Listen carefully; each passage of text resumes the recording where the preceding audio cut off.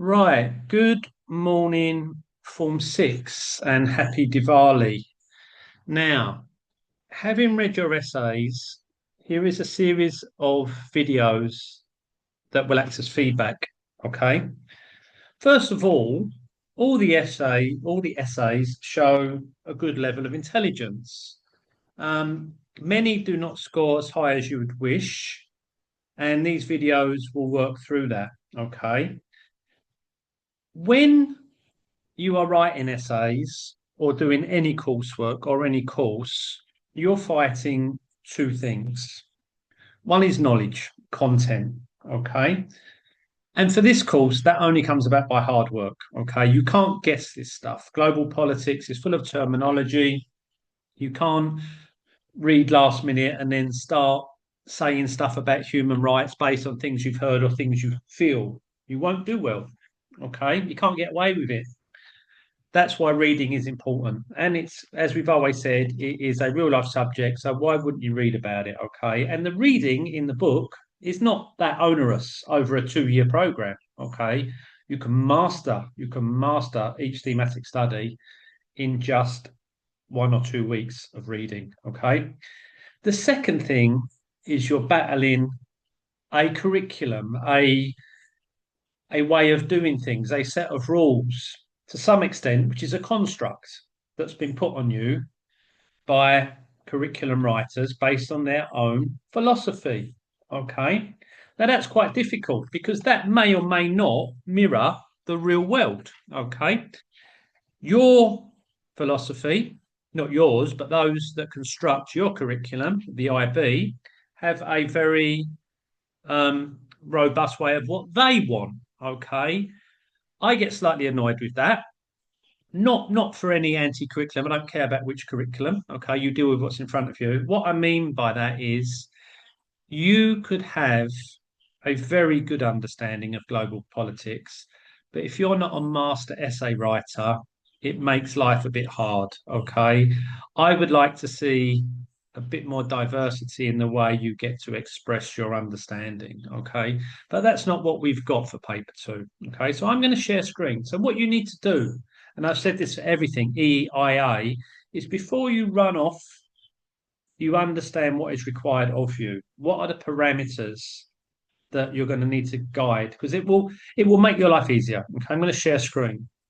Now this video is a bit long, but it has to be. It's a bit boring as well, but it has to be. Okay. Now for paper two, you've got the rubric. Okay.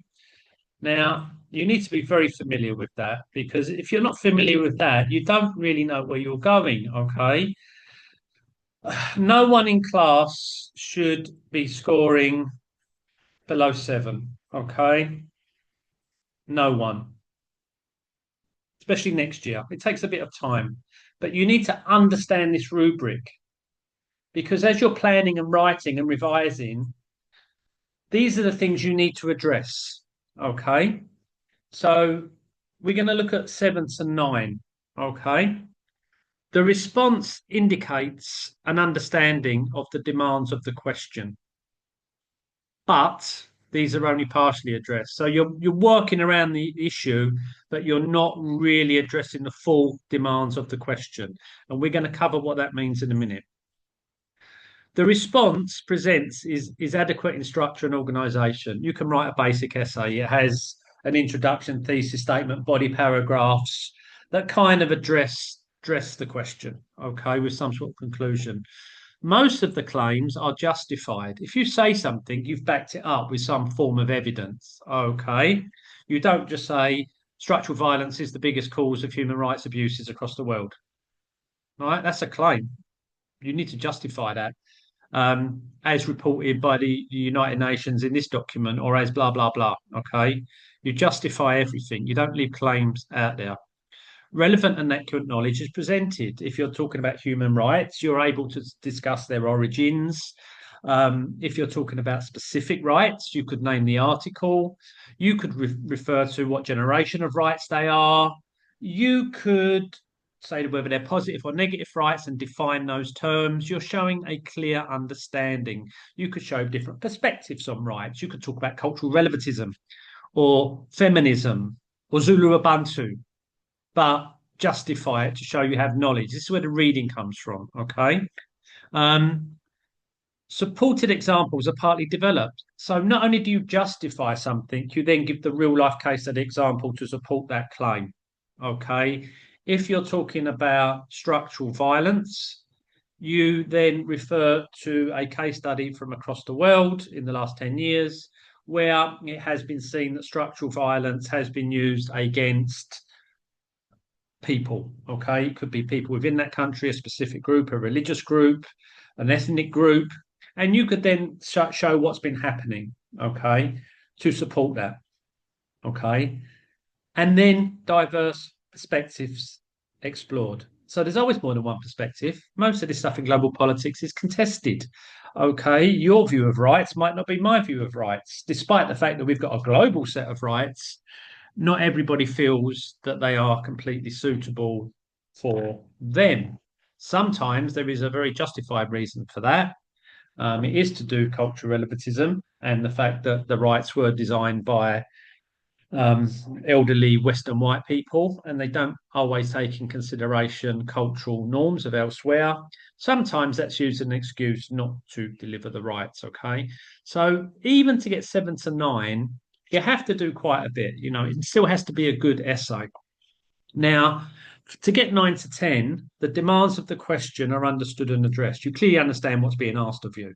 Okay, the problem is people get a question on politicization of human rights or upholding human rights, and the idea is then you just brain dump everything you know about upholding rights.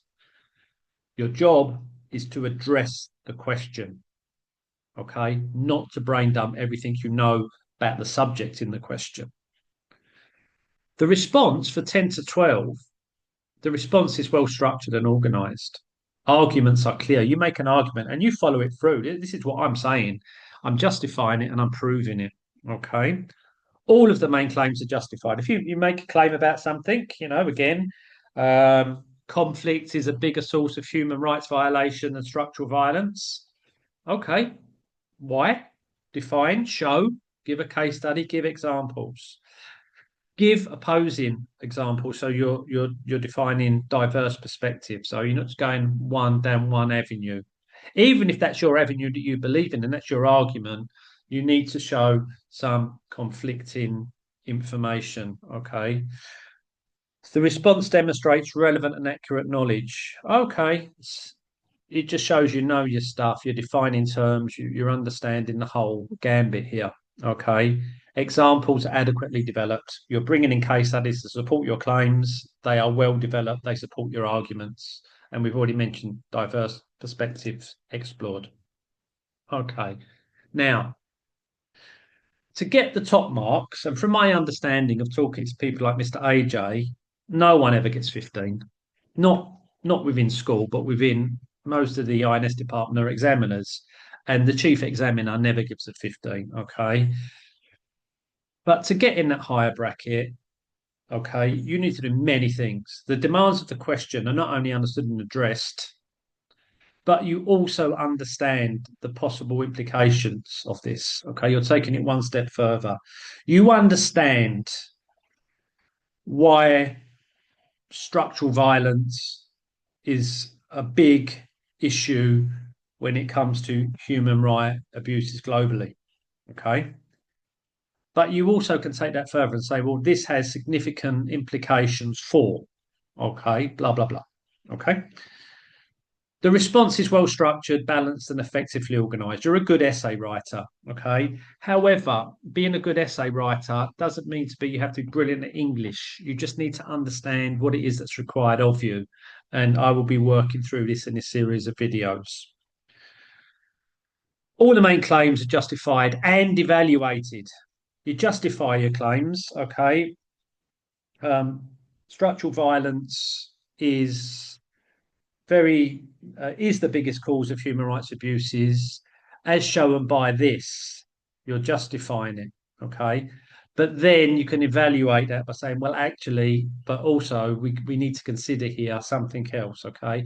Your higher order thinking, basically, you justify your claims, but then you evaluate the outcomes of that. This has massive implications for the world going forward in the 21st century with the rise in AI. That's not necessarily connected, but we're taking it a bit further. We're evaluating our claims as well as justifying them. Really detailed knowledge. You understand your subject inside out. Okay. Supporting examples are effectively developed, not adequately developed, but effectively. You really nail it. Your case studies completely support your argument, completely in line with the demands of the question. And finally, not only are diverse perspectives explored, they're evaluated again. It's that word, you evaluate them. Okay. This is the implication of this. Okay. So what I'm going to do is I'm going to stop this video here. I'm going to call this video 1, and that's walking through the rubric. But again, this is all part of your feedback for your summatives. Okay. This will be video 1. Okay. We'll stop this one there.